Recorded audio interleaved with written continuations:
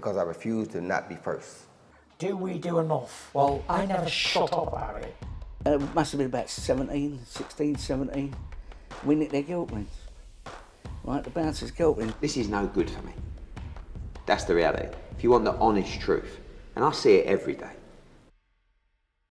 So you're going to see him at his very best against those guys, and I honestly believe you'll see it next. So States, Bam Bam next, October? Yeah, November I think. Okay.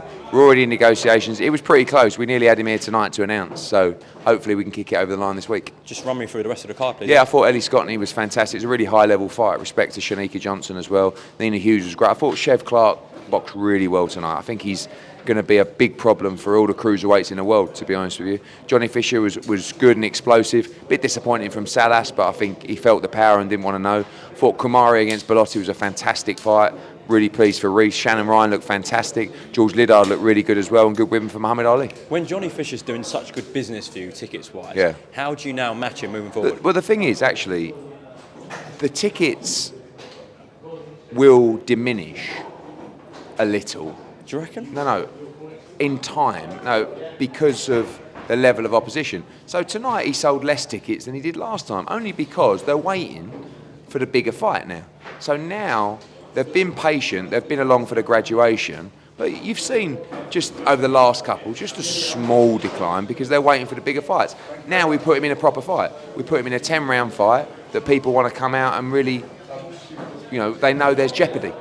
And that's when you're going to see the fan base go through the roof. He's going to start filling arenas for English title and British title fights.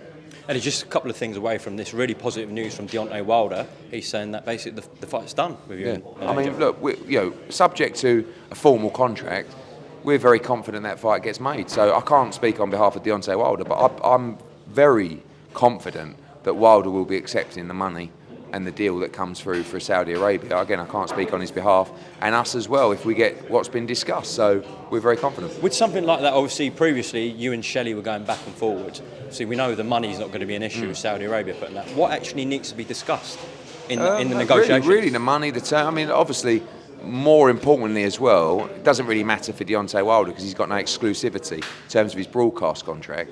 But for us, it's more of obviously making sure that all of our contracts are respected, and that probably means a multi-platform deal around that night. But also, it's very subject to Tyson Fury as well, who has a deal with BT. So yeah, I think really from our point of view, it's just that our current existing contracts are respected within the deal. We can't breach our agreements, but I don't think it'd be an issue. Asked Frank Warren last night about your comments saying, you'd offer Filip Hrgović for Tyson Fury. He said he wouldn't do that. Thoughts? Any reason? Eddie, obviously, who co-promotes Filip Hrgović, said he'd offer you that fight with Tyson. Right? Listen, it'd be easier for him to make Hrgović against his man. What, Joshua? Well, they're both like we do. Like we put Joe Joyce in with Daniel.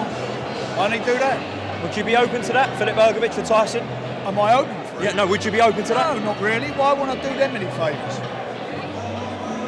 Hrgović is a great opponent for Joshua, and it should be hard to make. We're in the same stable. He said he doesn't want to do you a favour. Well, I mean, he shouldn't worry about me. He should worry about his client. They're looking at, according to Bob Arum, Bacoli and Caballero. He's looking at Bacoli, isn't he? Mark Bacoli's been listed, and Ajit Caballero. That's what Bob Arum does. I'm looking at opponents for Anthony Joshua as well.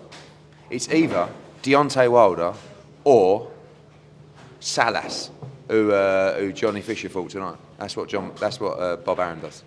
Always watch the one that he mentions last because that's the one they end up fighting. Yeah, we're looking at him, Caballero as well. So, I've heard Gerald Miller being touted for Tyson I heard Fury. that. I mean, look, they're going to want the cheapest opponent that can give him as much money as possible. Maybe that's Miller. Do you think that's a controversial move? Yeah, I think so. Okay. Anything you want to add about tonight? No, ready for New Orleans. Off we go. You're going to stay up for Taylor Lopez or? No, I won't be, but off to New Orleans tomorrow, or no, Monday, and getting ready for a big run. Okay, look forward to it. Cheers.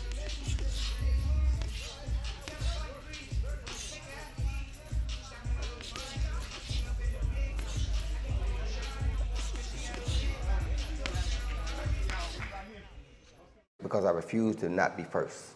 Do we do enough? Well, I never shut up about it. It must have been about 16, 17. We nicked their gilt rings. Right, the bouncers' gilt rings. This is no good for me. That's the reality. If you want the honest truth, and I see it every day,